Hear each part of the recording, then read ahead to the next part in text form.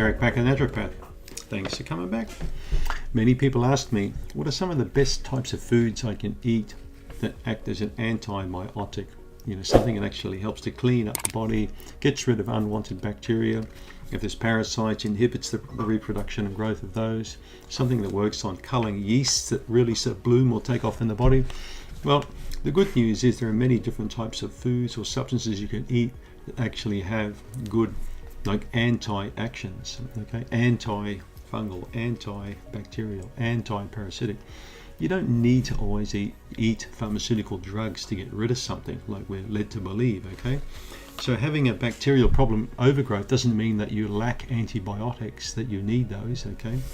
Like some doctors would like you to believe. But eating these kind of foods we're going to talk about can have a big difference in shaping your gut, especially if you eat these on a daily basis like I do, okay? Eat these foods all the time and you won't need to go and get drugs, all right? Foods are drugs. Drugs are foods. That's what they should be, all right?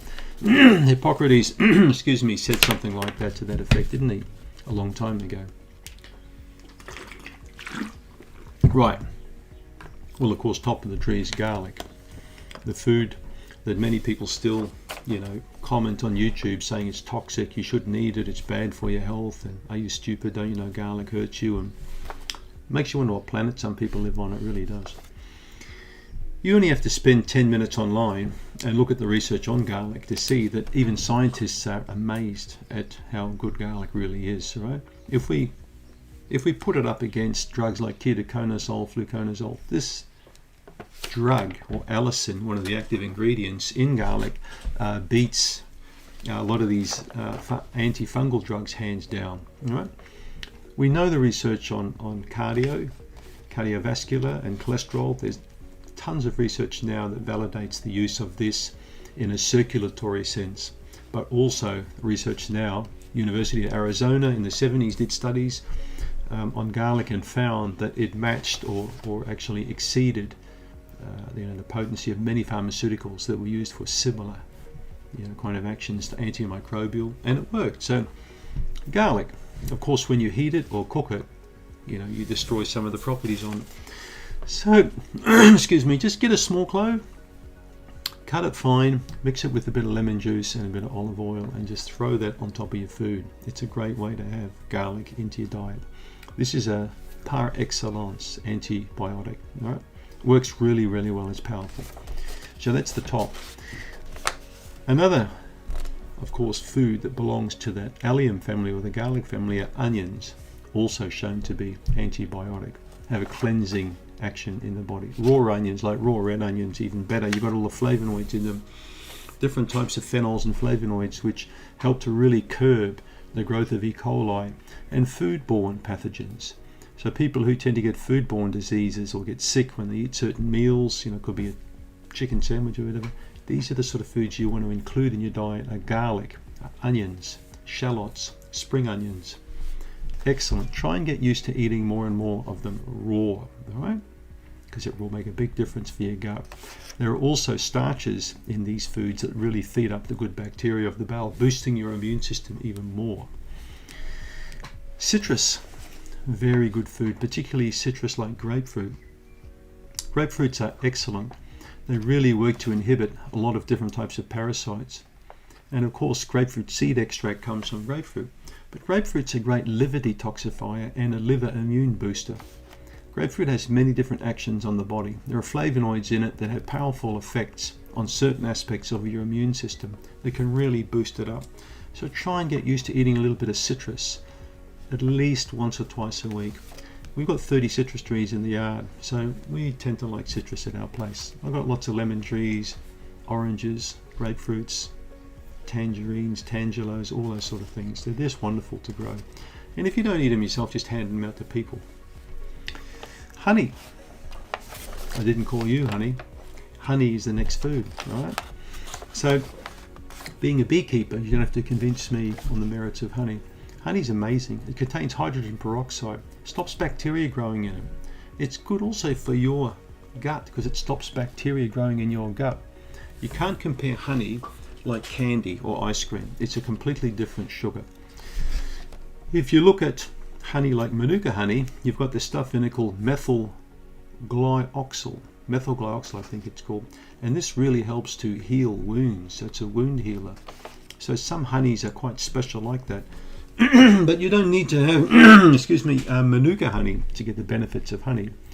Any honey is going to be better for you than any kind of man-made sugar. So honey does have antibiotic effects and immune boosting effects. But we're not talking, you know, a cup a day of honey, like tablespoons per day. We're talking small amounts.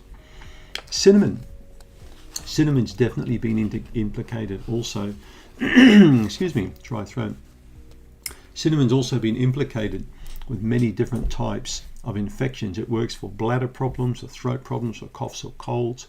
It's been used as an antimicrobial in Sri Lanka and India for a long, long time. So it's part of Ayurvedic medicine. It's a wonderful plant to use for blood sugar correction. It works quite well for that. I quite like it in porridge. I quite like it with oats. It's really tasty. It goes well with baking, but you can put cinnamon in many dishes, but it's also antimicrobial. Don't forget that. Wine. Would you believe that wine is antibiotic because of the polyphenol content? So red wine is supremely good. Small amounts. We're not talking bottles a day. So again, for foodborne pathogens, for someone with Helicobacter pylori, stomach infection, if you get salmonella easily or those infections, wine will, a bit of wine here and there will help to stop that kind of process. So Klebsiella also responds positively. Klebsiella pneumoniae doesn't like the polyphenols in red wine.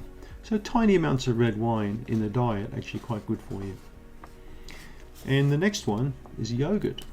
Yogurt's been long known to have a great immune boosting potential. People who eat yogurt are proven through studies. You can go to Google and look at this. People who eat yogurt regularly tend to have a lesser incidence of colds or flus than people who don't eat yogurt at all. Water-soluble peptide extracts, WSPEs. So these actually come from dairy, and they stimulate really the production of different cytokines in the body, so chemicals that the immune system makes to attack bacteria, for example. So yogurt is actually quite an effective antimicrobial when you eat it regularly. But one of the biggest things it does, of course, because of its high lactic acid content, it stimulates lactobacillus in the gut, and lactobacillus create antibiotics. Acidophilin, for example, is an antibiotic created by these bacteria. So when you eat yogurt, you're going to get a better immune health. That's proven through studies now many times over. Turmeric, curcuma longa, or curcumin, found in turmeric. Very, very good again. Similar to ginger, same family, anti-inflammatory, reduces aspects of inflammation in the body, but boosts up immune function again. Turmeric's a good liver detoxification and blood purifier. It's been used for fevers, colds and flus and sore throats and earaches and many different things. So turmeric is also certainly on this list of antimicrobial foods. It's one that you want to think about. I quite like it in tea. You can drink turmeric tea. It's interesting. Ginger, one of my favorite anti-inflammatories. I particularly like ginger when it comes to like bruises, bumps, painful knees or things like that. But ginger, I've been told, also works really as an antimicrobial. Works on parasites quite well too, so quite effective. And the last one is clove. Syzygium, I think they call it, or clove. So clove's excellent for parasites. It's been used a lot in India again for this reason, for bugs in the tummy or things like that. Clove, if you think about it, was used back in the plague days to stop really infection. So when people did wear those masks, they put clove in the mask to stop an infection. Could be another COVID angle, who knows? So clove's been long known and long used now for hundreds of years as an effective antimicrobial and to boost the immune system up and to fortify the body against colds or flus.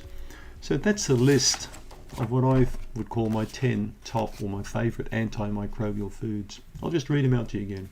Garlic, onions, or the alum family. Citrus, particularly grapefruit. But lemons also, again, vitamin C for the immune system. Honey, particularly the manuka, but any honey is usually quite good to have, a small amount.